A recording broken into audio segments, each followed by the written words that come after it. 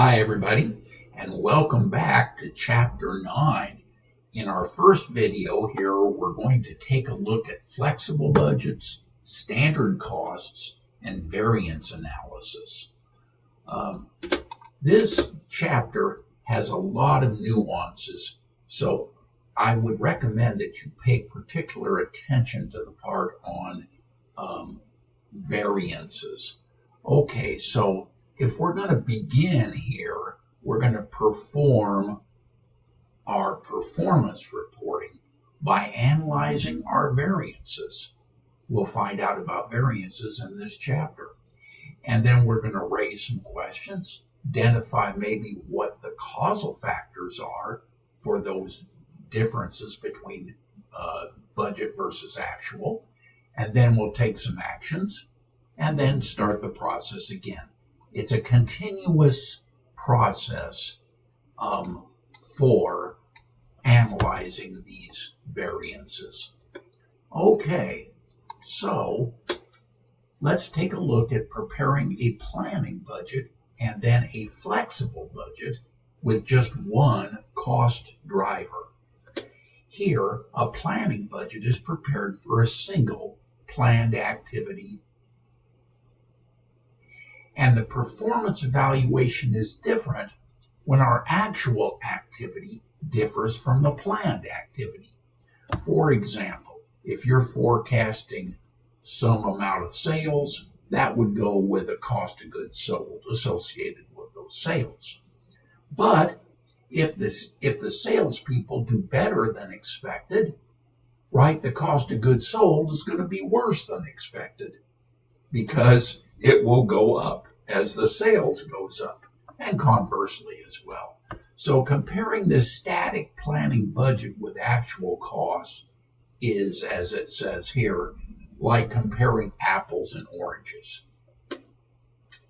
Now, a flexible budget shows what revenues and costs should have been given the actual level of activity.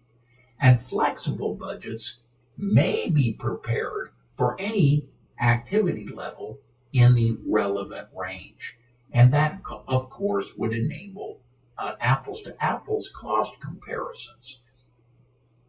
And it would better help managers control their cost and evaluate managerial performance. So let's take a look at illustrating the deficiencies of the static planning budget. So Larry's lawn service provides lawn care in a planned community where all the lawns are approximately the same size. Very convenient.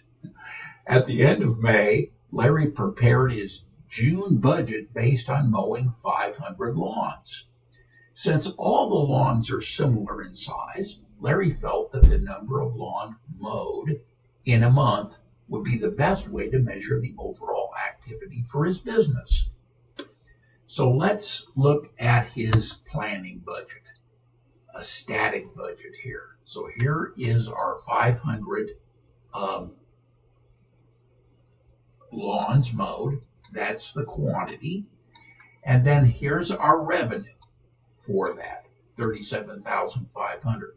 But he has some costs, wages and salaries, 500 of which is fixed. $30 times the number of lawns mowed would be the quantity. Gasoline, of course, would vary directly with the number of lawns mowed, as would equipment maintenance. But the office and shop's utilities would be pretty much a fixed cost of $1,000, as would office and shop rent, equipment depreciation, and insurance. So the total expenses subtracted from the total revenue leaves Larry with a $5,000 operating income. Okay, now Larry does a little better than he expected with 550 lawns mowed. So his revenue goes up proportionally.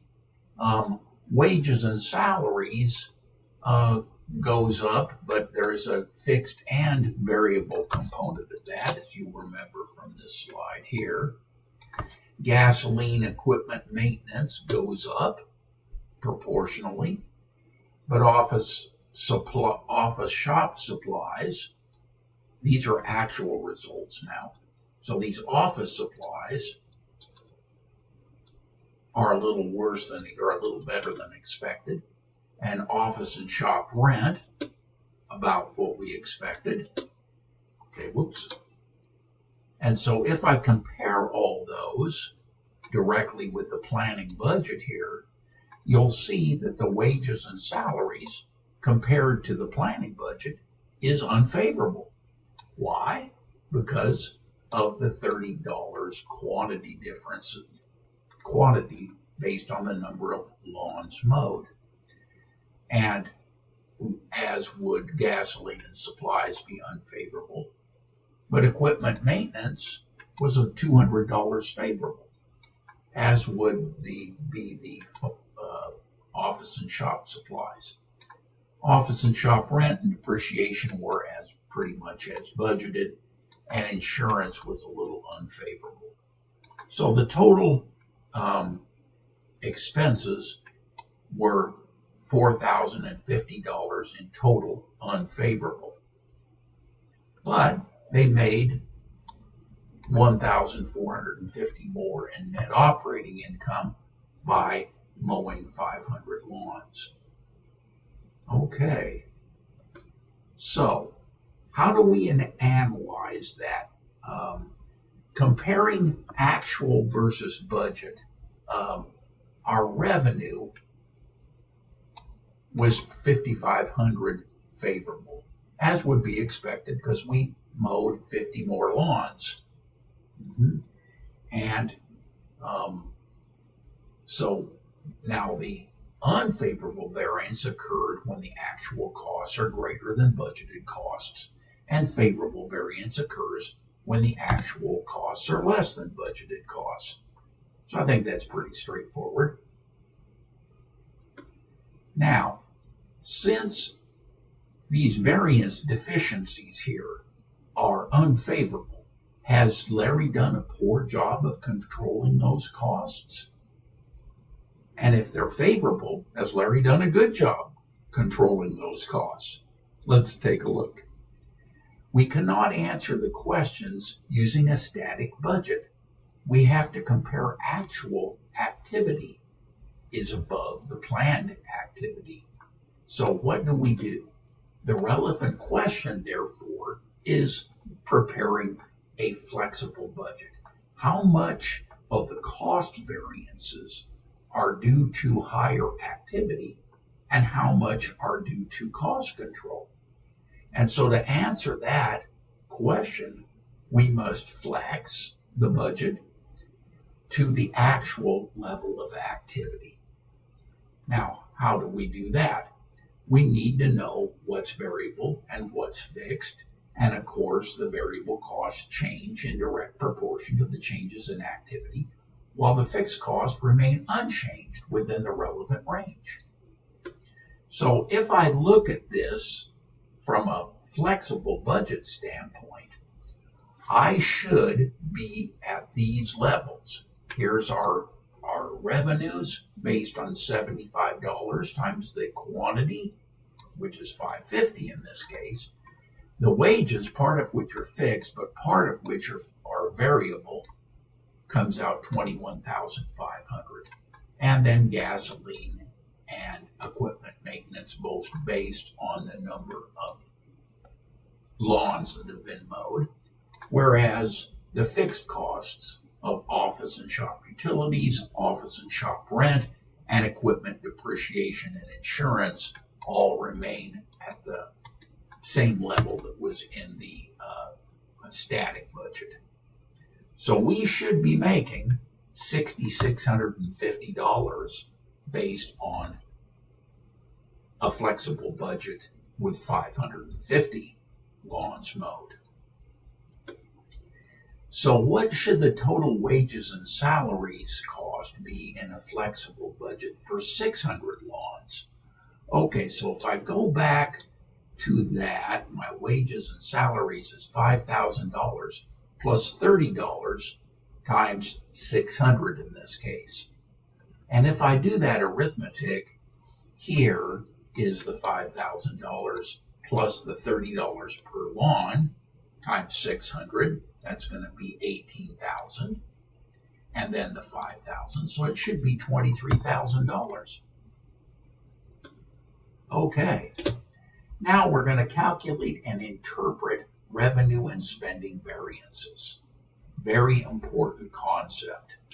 So here we have our actual revenue, and here's our flexible budget revenue. And the difference is going to be what we call a revenue variance. And our actual cost versus our flexible budgeted cost is a spending variance. So let's take a look. Important definitions there. So let's use a flexible budgeting concept to compute revenue and spending variances for Larry's lawn service. And so here we've laid out the actual versus the flexible budget. And in this case, we have a favorable revenue budget. So we priced that at a little bit more than $75 per lawn on average. Now, wages and salaries were unfavorable. We should have come in at $21,500, but we paid our people, maybe ourselves, more than what we had budgeted. So that's an unfavorable variance. Gasoline, which was a variable cost, is unfavorable. Perhaps we paid more per gallon. Perhaps we had more usage of gasoline. And then equipment maintenance was favorable. And office and utilities, which was a fixed expense, we did a little better there for $50. But our insurance was unfavorable by $200. So we missed budgeting those two items. And so in total, my total expenses were $1,950 unfavorable. Okay. So instead of making the $66.50 that we forecast in that flexible budget, we only made $6,450 in net operating income, which of course was $200 unfavorable. Okay. Revenue and spending variances. Very important concept. Now, if we look at these spending variances, we are in total $1,950 unfavorable. As you can see here.